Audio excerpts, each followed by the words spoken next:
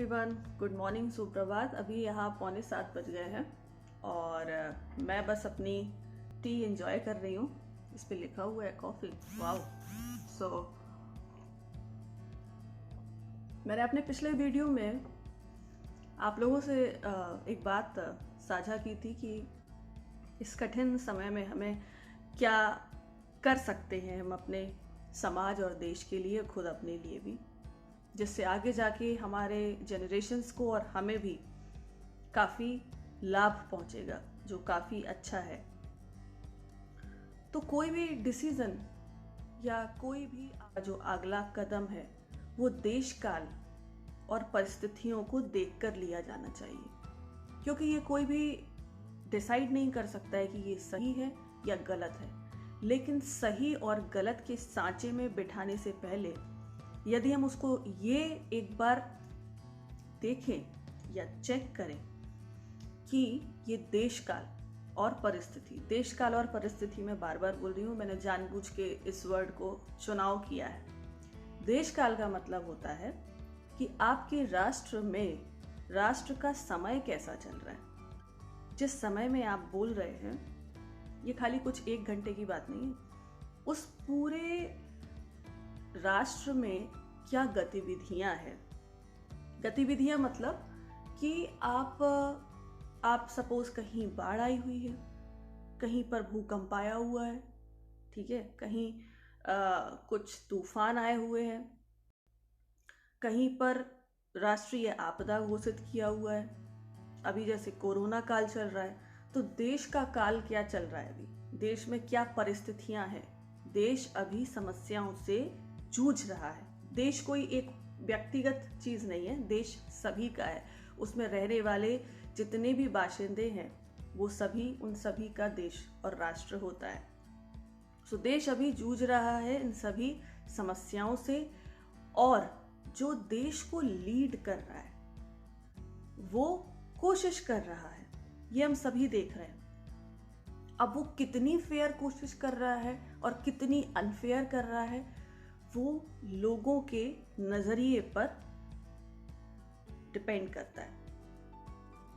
और लोगों का नजरिया क्या होता है कि यदि ये आपके हित में हुआ तो आपको अच्छा लगेगा, यदि आपके हित में ना हुआ तो आपको अच्छा नहीं लगेगा। यही बात होती है।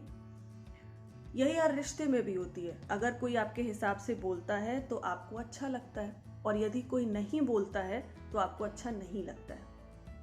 अब आपको ये डिसाइड करना है कि क्या आपका हिसाब सही है। आपका हिसाब जो देखने का, परखने का, सोचने का, विचार करने का, क्या वो सही है, क्या वो फिट बैठता है।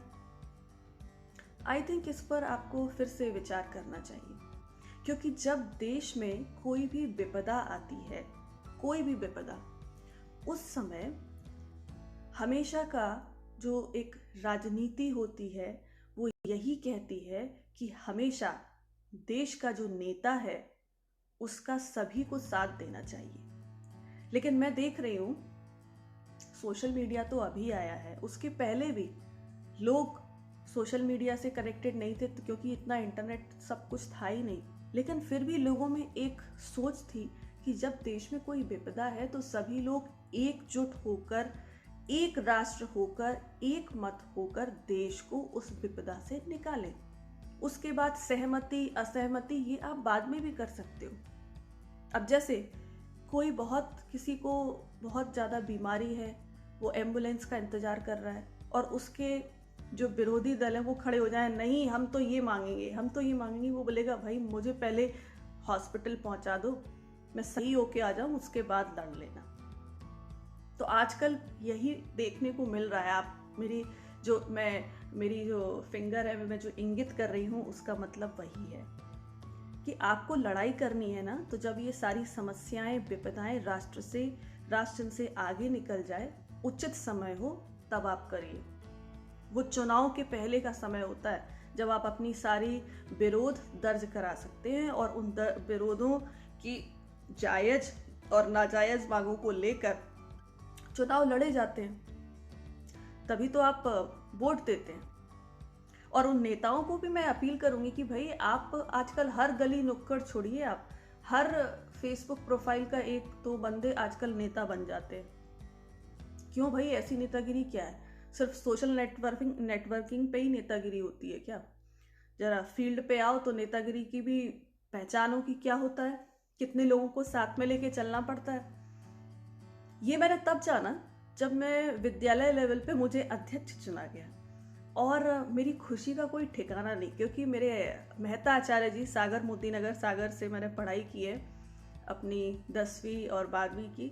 तो मेहता आचार्य जी आए, वो आके बोलते हैं मम्मी पापा को कि हेमंत दुबे जो है उनको अध्यक्ष चुना गया है। हम सभी लोगों ने मिलकर उनको अध्यक्ष चुना है, और हमने बच्चों से भी वोट करवाया तो हेमंत दीदी का नाम आया।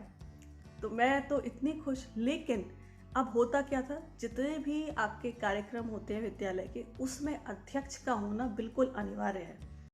और आप ये समझ सकते हैं कि 11th और 12th की पढ़ाई में बच्चे कोचिंग सेंटर्स में आपको ज़्यादा नजर आएंगे बनिस्पत विद्यालय की। ऐसे ऐसे विद्यालय में दाखिला लिया जाता है जहाँ पे आपको अटेंडेंस पूरी मिल जाएगी, लेकिन आप स्कूल नहीं जाओगे। कोटा इसीलिए फेमस है। और आजकल हर शहर में 1-2 विद्यालय ऐसे होते हैं कि हाजिरी लगाए बिना ही आपको हाजिरी मिल जाती है। सो ये बात तो हुई। और ये मैंने तब जाना जब हर समय मुझे उपस्थित रहना पड़े।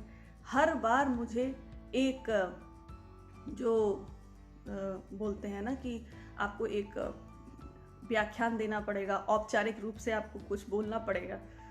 तो वो करते करते मैं इतना थक गई, मैंने कहा मेरा अब 12th भी आने वाला है और डेली मैं स्कूल जा रही हूँ, मुझे कुछ ब्रेक भी चाहिए, क्योंकि मुझे कॉम्पिटिटिव एग्ज़ाम की तैयारी भी करनी थी।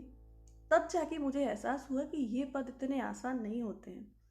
और जब हम, ये तो एक विद्यालय लेवल की बात है जिसमें 1000 बच्चे पढ़ते होंगे, लेकिन जब आप हजारों और लाखों की तादाद, यहाँ तो करोड़ों की तादाद को डील करते हैं, तो सबको खुश रख पाना आसान नहीं होता है। ये बात भी है, आपका पक्ष भी होगा और विपक्ष भी होगा, और विपक्ष होना चाहिए, क्योंकि वो एक हेल्दी पॉलिटिक्स की निशानी होती है। जितना मजबूत आपका विपक्ष होगा उतने मजबूत आप होंगे और राष्ट्र होगा। लेकिन अभी मैं देख रही हूँ कि हर तीसरा चौथा इंसान राष्ट्र नेता के खिलाफ बोलने में उसको अपनी, क्या बोलते हैं ना, कि मेरी इज्जत बढ़ जाएगी यदि मैं सवाल उठा दूंगा। सवाल उठाने के पहले जरा आप गिरेबान में झांक कर देखिए कि आप क्या सवाल उठा रहे हैं। उसके पहले आपको समझना पड़ेगा कि आपने सवाल उठाया तो क्या उठाया।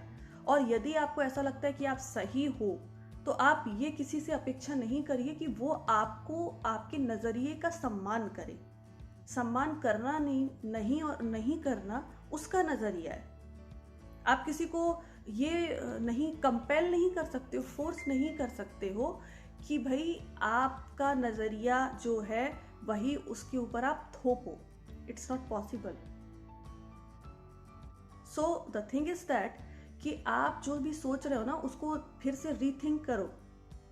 मैंने देखा ट्विटर पर और फेसबुक पर तो देखा, इंस्टाग्राम पे पॉसिबल नहीं है ये सब करना। So it's a good site actually. So मैंने देखा कि बहुत सारे पोस्ट आ रहे हैं प्रधानमंत्री जी के ऊपर लेके कि उन्होंने बिहार रेजिमेंट का नाम लिया वोटों के लिए। भाई दिमाग में थोड़ा सा जोर डालिए। बिहार रेजिमेंट के जवानों में सिर्फ बिहार रेजिमेंट की भर्ती नहीं होती है, पूरे देश से उसमें से जवान चुने जाते हैं। जैसे कि राजपूताना राइफल्स जो है, उसमें केवल राजपूत नहीं है, शुक्ला भी है, यादव भी हैं, बहुत सारे लोग हैं, अलग अलग स्टेट के हैं, अलग अलग जिले के हैं। सेना में ये सब नहीं होता है जो आपके दिमागों में भरा हुआ है या आपका एक नज़रिया बन गया है। उसके लिए आप बहुत हद तक हमारा समाज भी जिम्मेदार है कि वो उसको आगे बढ़ा रहा है गलत पोस्ट को। और उन्होंने इसलिए भी बोला क्योंकि बिहार रेजिमेंट के 12 जवान शहीद हुए हैं 20 में से, तो उसका, और अभी भी वो आगे खड़े हुए हैं, तो उनका मनोबल बढ़ाने के लिए, और जिनके लोगों में इतने शोकाकुल है, दुखित है लोग, तो उनको क्या बोलेंगे? उनको सांत्वना तो देनी पड़ेगी ना। आप और मैं तो सांत्वना देने पहुंच नहीं सकते हैं, तो कौन देगा? जो राष्ट्र का नेता होगा उसका ही ये कर्तव्य है कि वो अपने बयान से उनको कम से कम सांत्वना तो दे पाए, उनके घर के लोगों को। उसका भी मजाक बनाकर आप डाल रहे हो कि वोट चाहिए। भाई वोट तो मिल रहे हैं उनकी पार्टी को और हम जैसे लोग दे रहे हैं, क्योंकि पहले वाले लोगों को जिनको वोट दिया है उन्होंने देश का बंटा धार कर दिया। और उनके जो नेता हैं सो कॉल्ड पप्पू महाराज, हंसी आती है। उनका कोई इंटेलेक्चुअल लेवल है? कोई उन्होंने क्वालिफाई किया है एग्जाम? कोई एग्जाम क्वालिफाई नहीं किया है। तो आपका ये चुनाव निश्चित होता है, निर्धारित होता है कि आप क्या चाहते हैं देश में। आपके पास दो ऑप्शंस हैं। ममता दीदी की सरकार चल रही है बंगाल में, लोग रो रहे हैं। केजरीवाल ने लोगों को जिंदा नहीं छोड़ा दिल्ली में। जो मैंने अपने लास्ट वीडियो में बोला था ना कि सस्ते की आदत बहुत महंगी पड़ रही है, और दिल्ली वालों को अब ये समझ में आ गया है। जितने अच्छे से आपने आप को चुना था, अब आपने आपका बंटाधार कर दिया है। तो कम से कम आपको ऐसे लोगों का चुनाव करना है जो एक मत हो, जो आपके लिए सही काम करे। अगर सरकार कोई योजना बनाती है तो उसमें ये नहीं देखा जाता है कि ये हिंदू है, ये मुसलमान है, ये क्रिश्चियन है, ये ईसाई है। बिल्कुल नहीं होता। जब कोई सिलेंडर बांट रही थी सरकार, तो सिलेंडर बांटते समय किसी ने उज्ज्वला योजना में ये बोला कि ये हिंदू है तो इसको सिलेंडर देंगे, ये मुसलमान है इसको नहीं देंगे। थोड़ा दिमाग पे जोर डालिए। आप क्या अनर्गल वार्तालाप कर रहे हैं और सोशल मीडिया पर उसको आप डालते चले जा रहे हैं। कम से कम आप अपनी रिस्पॉन्सिबिलिटी लेना तो सीखिए। आपने वही नहीं सीखा है जो आपने देखा सोशल मीडिया पे। आपको लगा अरे नहीं नहीं ये तो बहुत अच्छा है, प्रधानमंत्री के खिलाफ बोलना मतलब आपकी इमेज बढ़ जाएगी, क्योंकि वो तो प्रधानमंत्री है, वो मेहनत करके पहुंचा है। आप में इतनी कुब्बत है कि आप बन पाओ, एक पार्षद भी बन पाओ। आप क्या बोलोगे? राजनीति बहुत खराब चीज है, डर्टी होती है पॉलिटिक्स। तो फिर आप उस पर कमेंट करने के पहले सोचिए ना कि आप देश के नेता पर, राष्ट्र नेता के ऊपर आप इस तरह के कीचड़ उछाल रहे हैं, अपने देश की बदनामी कर रहे हैं। बहुत सारे चैनल्स पे आके बोल रहे हैं कि भाई मैं क्या कर रहा हूं, यहाँ पर सेना के खिलाफ बोल रहा हूं। भाई इस समय देश काल और परिस्थितियों को समझिए। राष्ट्र को क्या चाहिए? राष्ट्र को अपने जो उसके भारतीय लोग हैं, जो उसके नागरिक हैं, उनका पूरा समर्थन चाहिए। वो लोग तो अपनी जान लगा के सब कुछ कर रहे हैं अपने देश के लिए। उनको इन पॉलिटिक्स से कोई मतलब नहीं है।